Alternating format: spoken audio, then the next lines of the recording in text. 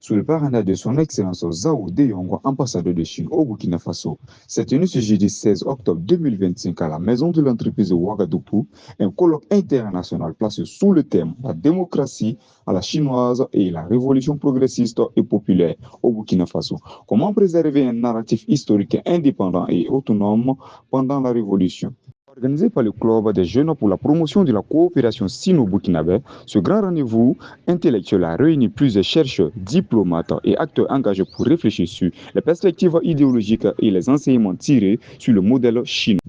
Parmi les temps forts de la journée, l'arrivée du coordonnateur national du club, accompagné de son secrétaire général, a marqué l'ouverture officielle de la cérémonie. La présence distinguée de son Excellence ambassadeur de Chine au Burkina a également donné un éclat particulier à cet événement, symbole du renforcement de la coopération entre les deux pays. Les échanges, modérés par le docteur Sié François d'Assis Koulibaly, ont porté sur des sous-thèmes variés tels que la révolution progressiste et populaire, le rôle de la jeunesse ainsi que les leçons politiques et idéologiques tirées de l'expérience chinoise. Un moment d'intelligence, d'ouverture et de dialogue entre le Burkina Faso et la Chine pour une révolution ancrée dans les valeurs d'autonomie et de développement partagé.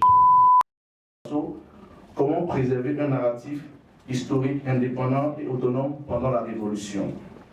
Mesdames et messieurs, ce cadre a été initié par le Club des jeunes pour la promotion de la coopération sino-burkinabé qui nous invite à réfléchir à la lumière de l'expérience chinoise afin de bâtir une révolution autonome, réussie et lucide. Aujourd'hui, nul ne peut contester le développement et le progrès de la Chine qui a connu une révolution sous la vision d'un grand leader, Mao Zedong. Et nous pouvons également voir l'écho de cela à travers le feu du capitaine Thomas Sankara, qui a aussi implémenté une telle vision mais qui n'a pas eu longue vie.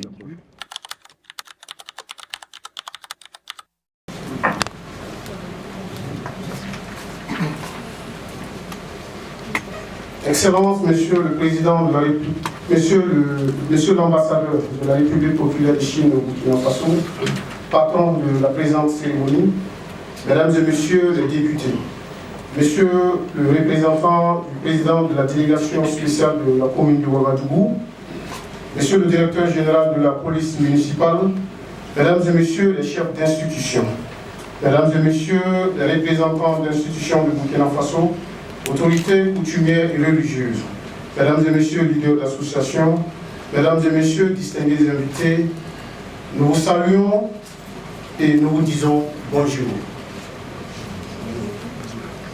Avant tout propos, permettez-nous de présenter nos sincères excuses pour le retard que vous avez dû constater et aussi vous présenter nos sincères excuses pour les désagréments et aussi les manquements.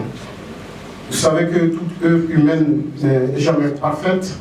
Nous avons bien voulu vous donner le meilleur de nous-mêmes pour une organisation réussie et parfaite. Malheureusement, on dit l'homme propose et Dieu dispose.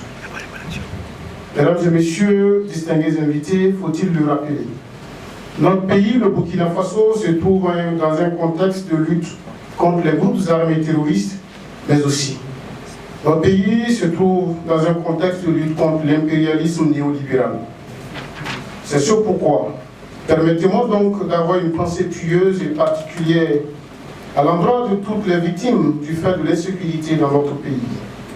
C'est le lieu également pour moi de saluer nos forces de défense et de sécurité, ainsi que les volontaires de défense de la patrie pour leur sacrifice consenti quotidiennement sur les théâtres d'opération pour la reconquête du territoire national. Mesdames et messieurs, face à la complexité des transformations politiques contemporaines, la préservation d'un narratif historique indépendant et autonome durant des processus révolutionnaires constitue un défi majeur pour les sociétés qui cherchent à affirmer leur souveraineté sans produire naturellement un schéma dominant. Ainsi, le Burkina Faso, à l'instar des pays du Sahel, se trouvant dans un contexte de lutte, d'autodétermination, et ayant proclamé officiellement sa révolution progressiste populaire le 1er avril 2025, est face à cet effet, au cœur de ce défi contemporain. S'inspirer donc des modèles de gouvernance réussis partout dans le monde devient ainsi un impératif catégorique pour forger une conscience historique solide capable de faire réussir la révolution progressiste dans la sérénité. La République populaire de Chine, ayant connu elle aussi sa révolution, se présente pour se faire comme une référence auprès de laquelle nous pouvons nous inspirer dans l'intelligence stratégique et dans un esprit progressiste. Le Club des jeunes pour la promotion de la coopération sino-burkinabé, toujours engagé dans les actions de promotion de la coopération entre le pays des hommes intégrés et la République populaire de Chine, en collaboration avec l'ambassade de Chine au Burkina Faso, a bien voulu souhaiter ce cadre d'échange scientifique pour explorer la démocratie à la chinoise et la révolution progressiste populaire dans une démarche dépourvue des stéréotypes et clichés du système dominant. La démocratie à la chinoise et la révolution progressiste et populaire au Burkina Faso. Comment préserver un narratif historique indépendant et autonome pendant la révolution? Telle est la problématique centrale du présent colloque international qui nous réunit ce matin du 16 octobre 2025.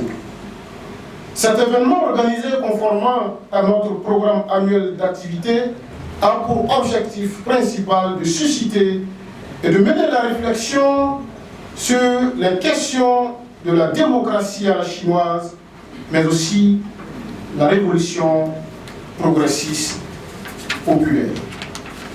Il s'agit, de façon spécifique, d'avoir une communication introductive sur le concept de la révolution progressiste populaire au Burkina Faso.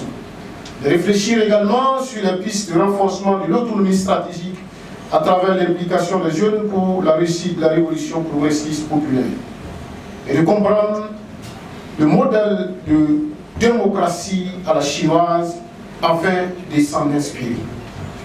Mesdames et messieurs, ce présent rendez-vous se veut un rendez-vous intellectuel et scientifique, avec à l'affiche de communicateurs de haut gabarit. Et ce rendez-vous constitue également pour nous un moment décisif et particulier. À cet effet, à la suite des réflexions et au sortir de l'activité, un rapport global sera rédigé au profit des institutions locales ainsi qu'aux étudiants et chercheurs.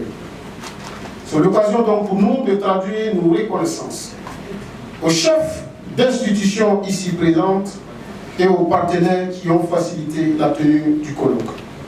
Nous ne serons terminés sans toutefois réitérer nos salutations distinguées à l'ambassade de Chine au Burkina Faso, qui aujourd'hui est résolument engagée aux côtés de nos plus hautes autorités pour la restauration de la dignité de nos deux peuples, mais aussi pour la prospérité commune.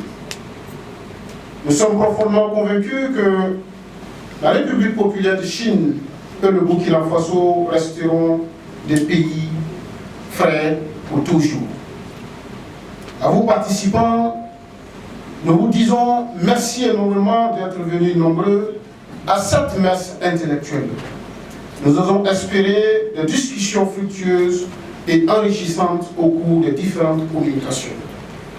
Vive la coopération sino-burkinabé, vive l'Alliance des États du Sahel, vive le Burkina Faso, la patrie ou la mort. Je vous remercie.